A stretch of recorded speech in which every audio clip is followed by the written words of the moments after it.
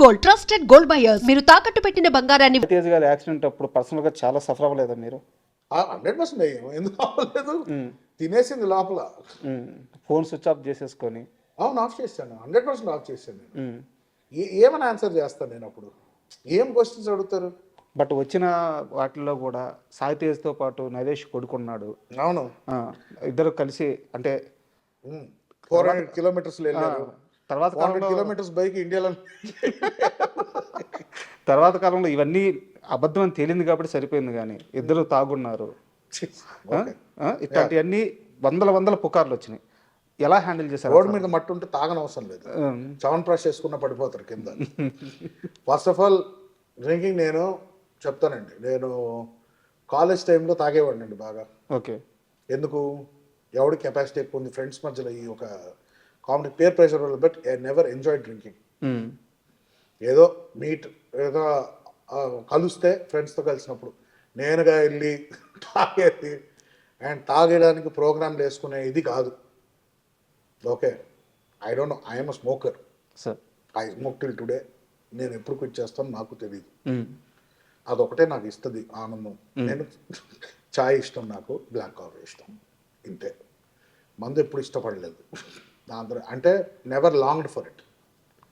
Okay, Tej అయితే అసలు పాపం వాడు only tea drinker, black coffee కూడా తాగడు, టీ డ్రింకర్. మాకు అసలు మా batch టీటోట్లర్ batch.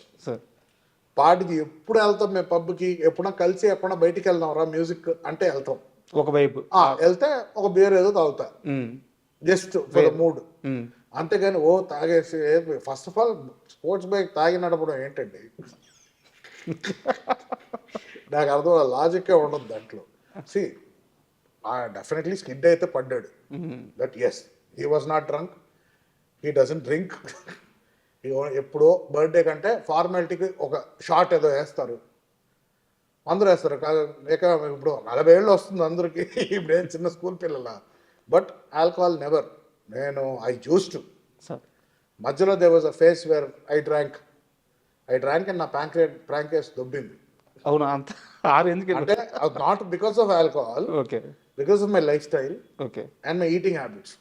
Sir, Sai Tej గారు యాక్సిడెంట్ అయిపోయిన తర్వాత మీరు అంటే అక్కడ ఒక స్పేస్ ఇద్దామని చెప్పి గ్యాప్ తీసుకున్నారు. తర్వాత ఎప్పుడో మీరు కలిసి ఉంటారు కదా, తర్వాత ఆ ఇన్సిడెంట్ తర్వాత ఆయన కాన్షియస్లోకి వచ్చిన తర్వాత ఏదో ఒక రోజు ఇద్దరు కలిసారు కదా. 100%. ఫస్ట్ టైం ఆ మీటింగ్ ఇద్దరి మధ్య ఏం జరిగింది సంభాషణ? ఎందుకంటే మీ ఇద్దరు థిక్కెస్ట్ ఫ్రెండ్స్. ఆయన మిమ్మల్ని చూడంగానే ఏం మాట్లాడారు, మీరు ఆయన చూడంగానే ఏం మాట్లాడారు? ఫస్ట్ హగ్ చేసుకున్నాం, దాని తర్వాత చెప్పండి. నెక్స్ట్ ఏదో బైక్ కొందాం అన్నాడు అప్పుడు.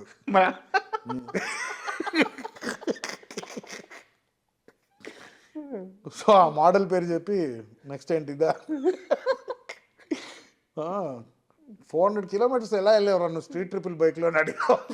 తెలుసా ఆయనకి మీడియాలో అంతా ఇదంతా నడిచింది ఆయనకి తెలుసా? తెలుసు. పాపం రికవర్ అయ్యే టైంలో రికవర్ అయ్యేటప్పుడు చాలా మెంటలీ డౌన్ ఉంటారు పేషెంట్స్. సో బాడీ డౌన్ ఉంటుంది, ఎనర్జీ లెవెల్స్ డౌన్ ఉంటుంది. ఎందుకంటే మనోడే ఏజ్డ్ పర్సన్ కాదు కదా, ఈ was young, active, everything.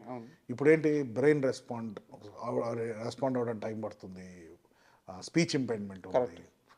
So లోపల మానసికంగా నాకే ఒక 2-3 సర్జరీస్ తర్వాత రికవర్ అయ్యే 15 డేసే చాలా చిరాకుగా ఉంటుంది. ఏం చేయలేకపోతున్నాం, బయటికి వెళ్ళలేకపోతున్నాము, బెడ్లోనే పడుకోవాలి. పాపం అన్ని రోజులు ఈ was there on the bed. So will be frustrated. So వచ్చాక అది కన్సోలింగ్ ఇవన్నీ ఎవడు చేయకూడదని నా ఫీలింగ్. అండ్ నా గురించి తెలుసు, నేను ఏది సీరియస్గా తీసుకోవాలని తెలుసు, unless it is death. But మీలాంటి ఇద్దరు ఫ్రెండ్స్ కలిసినప్పుడు అది ఏ సిచ్యువేషన్ అయినా చాలా ఫార్మల్గా అయితే ఉండదు. ఫార్మల్గా ఎప్పుడు లేదు. ఏదైనా ఎక్కువ నవ్వుకుంటాం, లేకపోతే కోపాల్లో ఉంటాం, అంతే. తిట్టుకుంటాం. మీరు చెప్పారా రే ఇన్సిడెంట్ తర్వాత నా బైక్స్ అని అమ్మేశాడు నానని? వాడికి చెప్పలే, అమ్మాయి అయిపోయింది, బైక్స్ ఏమైంది అన్నాడు, అయిపోయినాను, pack up.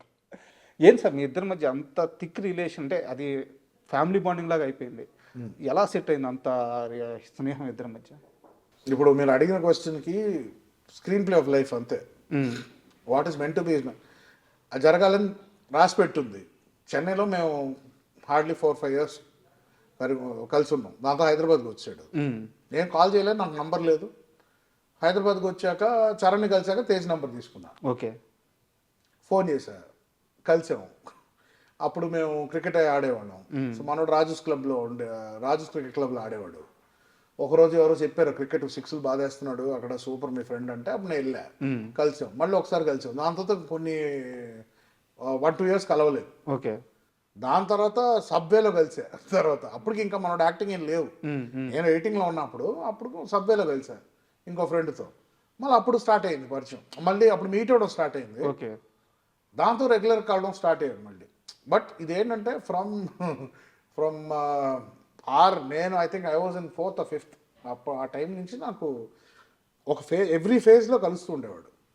So every time we met, అది ఒక బ్రదర్ బాండింగ్ లాగా అయిపోయింది. అంటే చిన్నప్పుడు ఆ 4-5 years వాడిని బాగా టార్చర్ పెట్టా క్రికెట్ నేర్పించాలని. కొట్టేవాడిని, తిట్టేవాడిని. అవునా? వీడు రాడనుకునేవాడిని, మళ్ళీ ఇంకా వచ్చేవాడు మళ్ళీ. లేదు నేను బాగా ఆడతానని చెప్పి వచ్చాడు. అప్పుడు అదేదో పెద్ద నేను కోచ్ మనోడు, బట్ ట్రైనింగ్ అయితే చాలా ఇంటెన్స్గా ఇచ్చేవాడు ఆ టైంలో. అయితే మీ ప్రభావం ఆ షాట్లన్నీ ఏమో అది వాడిని అడగాలి, నాకు తెలియదు. అడగాలి. మామూలుగా కొట్టాడు బాల్ని. అవునవును, బాగా కొడతాడు, గట్టి కొడతాడు. దాని తర్వాత ఇక్కడ రావడం, ఇక్కడ కలిసాక ఫస్ట్ 2 times జస్ట్ కలిసాం అంతే, మాట్లాడుకున్నాం, అయిపోయింది. ఎప్పుడైతే ఆ సబ్వేలో కలిసామో అక్కడి నుంచి daily, this was in 2001 or 2004 అనుకుంటా. 2004-5లో కలిసాం. ఇంకా అక్కడి నుంచి ఇప్పటి వరకు కంటిన్యూస్గా, ఇంకా గ్యాప్ లేదు. సో ఏంటంటే చిన్నప్పుడు అలా చూశాను కదా, సో ఆటోమేటిక్గా ఒక తమ్ముళ్ళలాగే ఉండేది. ఇది వాడు సక్సెస్ నా సక్సెస్ అని నేను వాడిని ట్రైన్ చేయాలి ఆయనకి ఎందుకో వచ్చింది. నాకు చరణ్తో ఎప్పుడు నాకు అలా లేదు. ఓకే. తేజ్ నాకన్నా కొంచెం చిన్నోడు కాబట్టి చిన్నప్పుడు తమ్ముళ్ళలాగే చూసేవాడిని నేను. సో ఇక్కడ కలిసాక అదే ఇది స్టార్ట్ అయింది. దాంతో వాడు కెరియర్ గురించి మాట్లాడినా, ఇలాంటి సినిమాలు చేద్దాం అనుకుంటున్నా, సో ఫస్ట్ డాక్టర్ అవుదాం అనుకుంటున్నాను అంటే, నేను పిచ్చా అన్నాను. నువ్వు అసలు చదువు వచ్చా నీకు? అసలు నువ్వు సినిమాలు కనీసం ఫ్లాప్ సినిమా తీస్తే ఆడియన్స్ ఇరిటేట్ అవుతారు, ఇక్కడ నువ్వు తప్పు చేస్తే జనాలు చచ్చిపోతారు, నీకు నీ రిస్క్ తెలుస్తుందా నీకు అని చెప్పారు. దాని తర్వాత he decided he wanted to act and everything. అయితే డాక్టర్ కావాల్సిన యాక్టర్ చేసింది మీరే? నేనేం చేయలేదబ్బా, అంతా వాళ్ళ డిసిషన్ ఉంటుంది, మనం ఎవ్వరు ఏం చేయరు. ట్రాక్ మార్చేసింది మీరే. వాడు నిజంగానే డాక్టర్ అవ్వాలనుకుంటే ఎంతమంది చెప్పినా డాక్టర్ అయ్యేవాడు. వాడు యాక్టర్ అవుదాం అనుకున్నాడని డాక్టర్ని చంపేసాడు వాళ్ళు. స్టెథోస్కోప్తో ఉరి తీసాడు డాక్టర్ని. So it's his decision ultimately. వాడు ఏదైనా అదే కదా whole policy, do what ever you want, but అంతే. బట్ ప్రాపర్గా చేయి అంతే. ఏదున్నా కూడా 100% దిగితే దాంట్లో దిగిపోవాలి అంతే. కానీ వెరీ గుడ్ సోల్ అండి. అంటే ఫస్ట్ టైం కలుస్తుంటే వాళ్ళు ఎంత చిన్న వాళ్ళైనా ఎంత పెద్దవాళ్ళైనా అవును, ఎంత ఆప్యాయంగా దగ్గరికి తీసుకుంటారు, ఎంత ఆప్యాయంగా మాట్లాడతారు.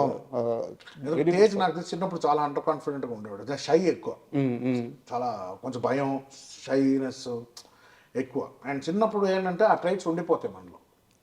అది యాజ్ వి గ్రో కాన్ఫిడెన్స్ రావచ్చు కానీ, బట్ ఇది ఇప్పుడు is very more confident person, especially after the incident, him coming back and giving hits. Change చేసింది ఆయన్ని 100% చేంజ్ చేస్తుంది ఎనీ మనిషి అండి. ఒకసారి లైఫ్ అండ్ డెత్ మధ్యలో ఉండి వచ్చామంటే మనిషి 100% మారుతారండి. Everything what you look at, అంటే ప్రతి ఒక ఆస్పెక్ట్ విల్ సీమ్ డిఫరెంట్. ఏ టైం అయినా నేను పోవచ్చు కదా, why am I taking this seriously? చూసుంటారు కదా, ఎక్స్ట్రీమ్ చూసేస్తారు కదా. ఇంకా 100% మారుస్తుంది మనిషిని. చెప్పాడా ఎప్పుడైనా? చెప్పాడా మామ అయిపోతాను అనుకున్నాను, ఏం అర్థం కాదు? అవంతా అంత డీప్గా ఏం మాట్లాడమండి. ఎందుకంటే మనం కలిసినప్పుడు అది పెట్టకూడదు, అది ఆ ట్రిగర్ పెట్టకూడదు. ఆ ట్రిగర్ అది ఎప్పుడు ఉంటుందో ట్రిగర్. సో అది మైండ్ ఆటోమేటిక్గా స్ట్రెంగ్త్ అయిపోయి, స్ట్రాంగ్ అయిపోయి దాన్ని ఫేడ్ అయిపోద్ది. ఇంకా ఒక పాయింట్ తర్వాత అబ్బా అప్పుడు ఎప్పుడో ఒకటి అయిందని గుర్తుకుంటుంది మనకి అంతే. సో దాన్ని మనం గుచ్చి మాట్లాడడం, టాక్ ఎనీథింగ్ ఎల్స్ అంటే, అన్లెస్ అది నేను బాదర్ చేస్తుందంటే దాని గురించి మాట్లాడతాను. మరి